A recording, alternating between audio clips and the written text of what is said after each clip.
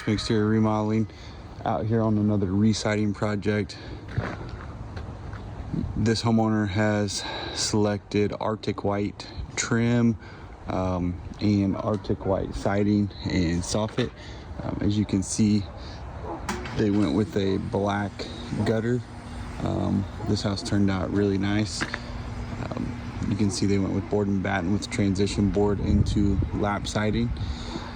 So just wanted to pop on here really quick and show another remodel project. Also did a front door. Went with a kind of a natural dark walnut wood look. Everything turned out really good with this house. The back of it also has some board and batten on it. That is also Arctic White. So just wanted to show a updated video of this one. And thanks for tuning in to Craftsman Exterior Remodeling. Please let us know if we can help with any of your remodeling needs.